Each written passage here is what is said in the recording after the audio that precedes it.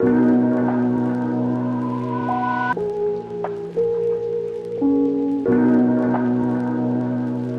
what's up, Discovery? Happy Sunday. Good morning. Feliz Navidad. Wait, what? That doesn't even make any sense. Anyways, hey, so glad that you're hanging out with us this morning. I cannot wait to jump into the message. But first, I just want to thank you. Thank those of you who continue to sow into what God is doing through Discovery, through your generosity. I want to let you know that we have sowed into the Redwood Gospel Mission as well as Noah financially to be able to help support them with what they need to purchase in order to help our community. And so I just want to give you a big round of applause for continuing to do that. Y'all are amazing. And I also want to do a special shout out to your lead team. They are hustling Monday through Saturday, getting this Sunday to work and throughout the week trying to just connect with you. And so lead team, thank you. Y'all are amazing, amazing, amazing. So let's jump in. First off, I want to know how many of you are scared of spiders. Now, if you're scared of spiders, go ahead and put like an emoji in the comment with the hand so we know, like, or just say like me, right? Like if you are afraid of spiders, like I get you. I am so terrified of spiders. In fact, I remember this one time I was in my room and I was getting something and I was headed out to go back to where my family was. And all of a sudden, y'all, like I noticed a spider the size of a football. Okay, well, it probably wasn't the size of a football, but your boy was scared. I saw it and I was like, ah! Have you ever done that? Like, have you ever been so fearful, so terrified that you just froze in the moment? Like I was walking and all of a sudden I just froze. I just froze. And then I just began praying, Jesus, save me. I was like, your humble servant needs help. Cometh and saveth me from this wretched spider. Like, you know it's serious when you start praying in King James, y'all. Like, I was terrified. So scared that I actually couldn't even move forward. Now, I know what you're thinking because I was thinking the same exact thing after this situation had passed. How dumb it is that I am afraid of something that if I really wanted to, I could just take my thumb and just squish it. Y'all like the sound effects?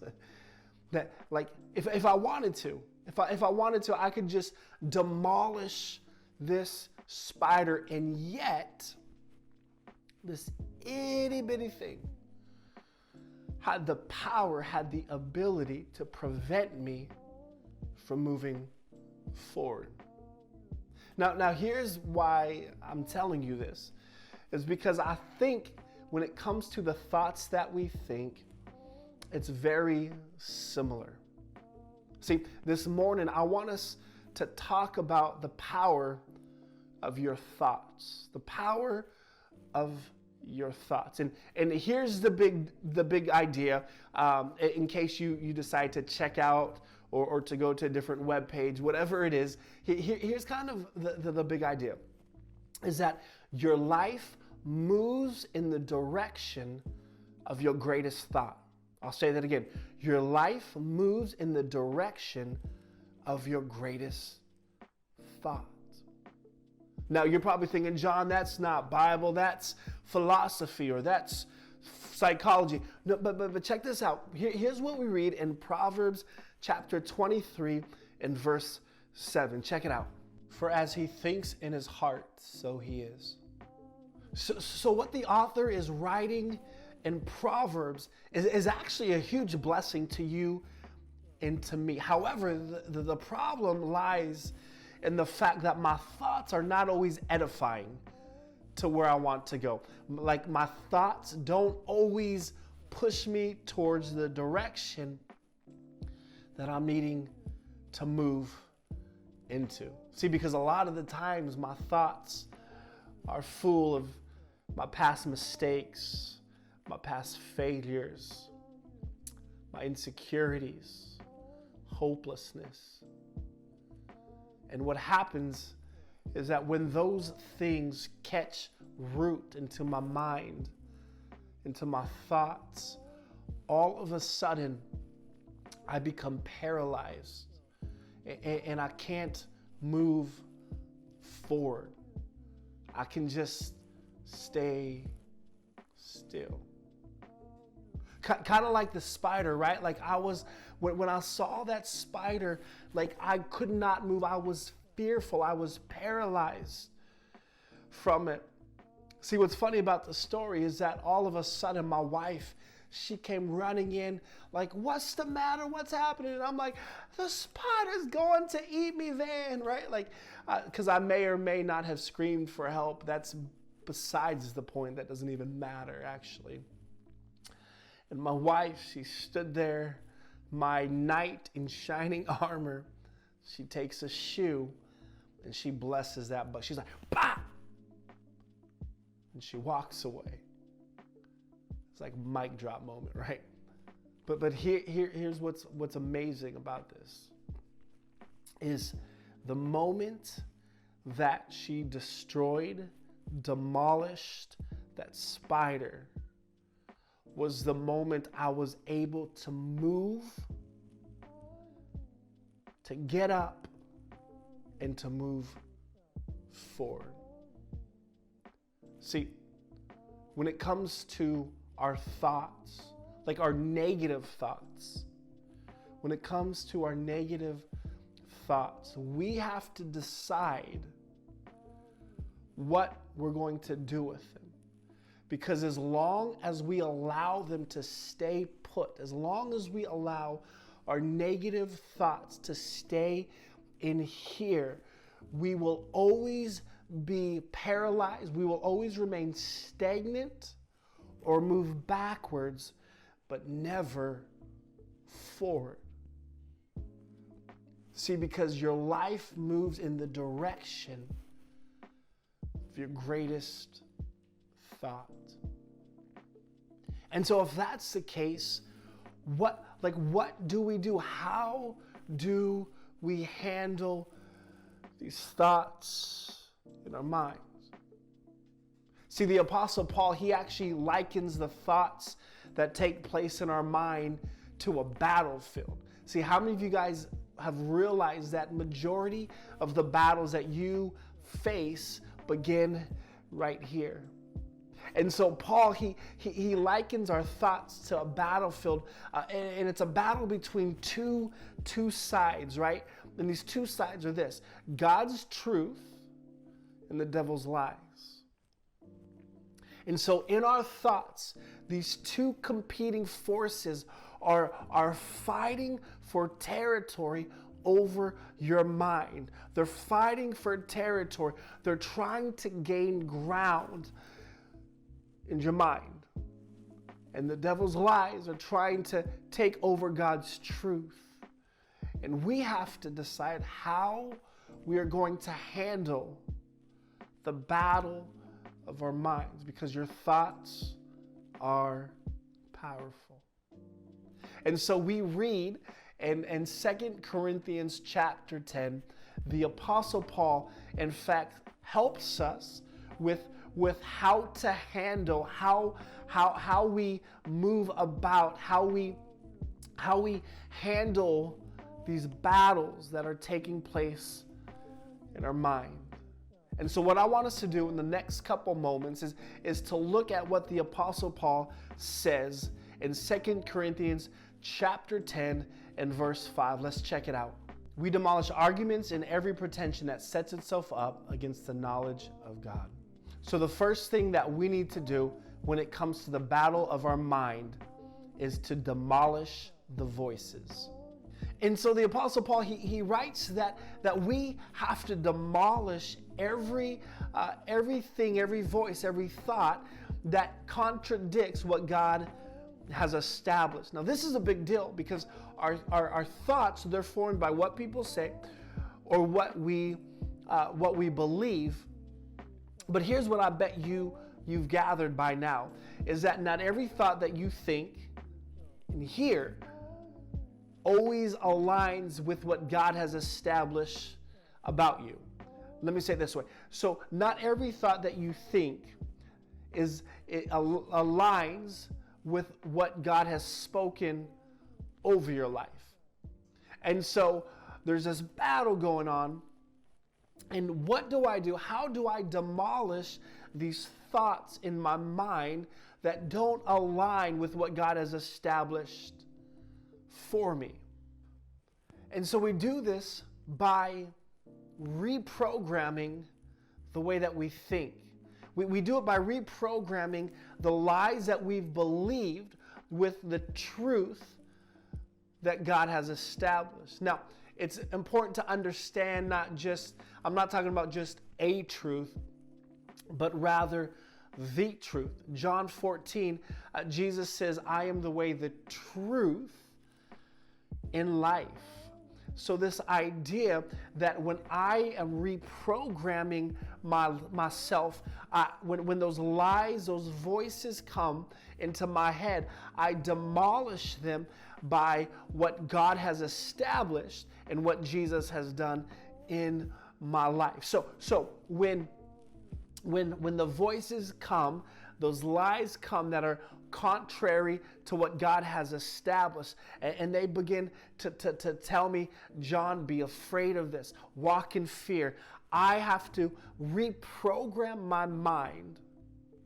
I have to remove the lie and replace it with God's truth. And so when fear is in my life, I need to remove fear and replace it with what God says. And God says that He has not given me a spirit of fear.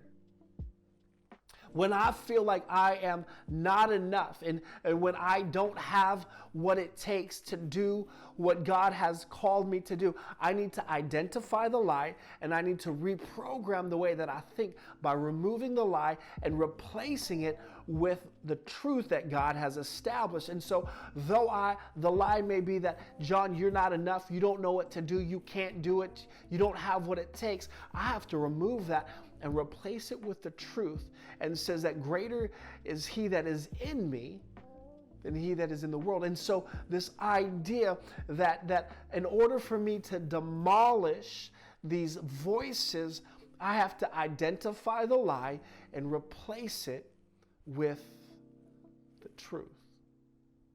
And so that's the first one. Let's keep reading verse 5. And we take captive every thought to make it obedient to Christ. The second thing I need to do when it comes to the battle of my mind is I need to capture the thoughts. All right, so if demolishing the thoughts is all about defense, then capturing the thoughts is all about offense.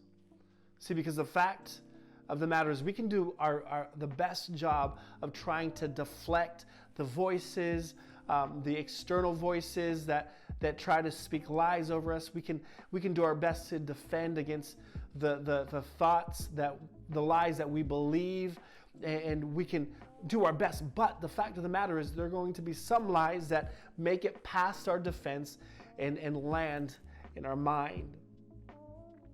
And what Paul is saying is these thoughts, they'll begin to take root in our mind. These lies, they'll begin to take root in our thoughts and in our minds. And then all of a sudden, before we know it, they're blooming and they get bigger and bigger.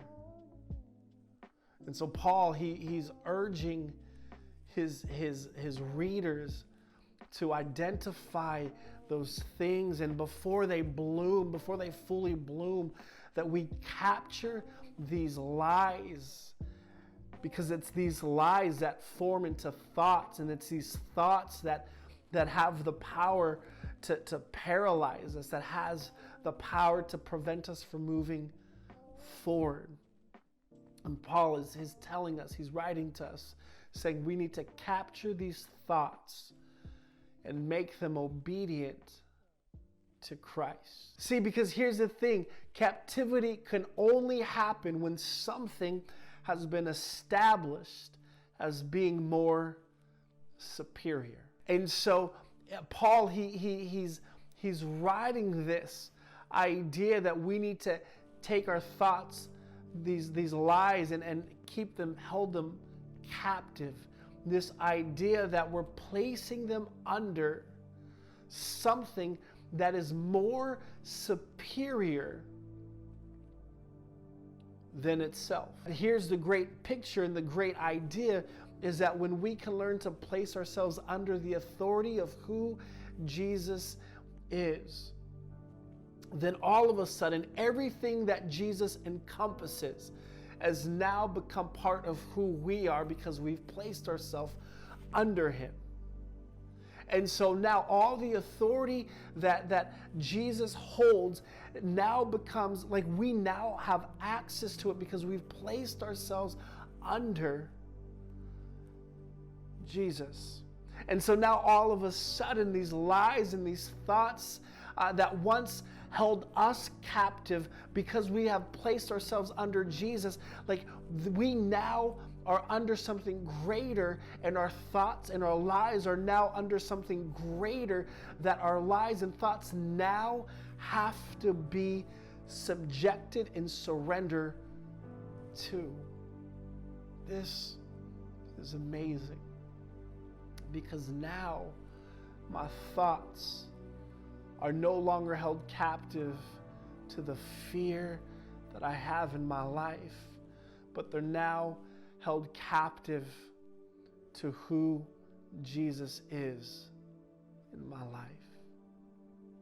See, this morning, what I want you to understand and what I really want for you to just penetrate your heart is to understand that there is a battle going on for your thoughts. It's a battle between God's truth and Satan's lies. And they're battling over territory over your mind because there are power in your thoughts. The way that you think, there's power in your thoughts. Remember, the direction of your life is determined by the greatest thought, is determined by your greatest thought. And so this morning, my prayer for you is that you would daily begin to demolish the voices, the lies, and that you would hold captive every thought. Because God doesn't want you, He doesn't want me to be paralyzed in fear. But He's called you to greatness. And He wants you to move forward into everything that He has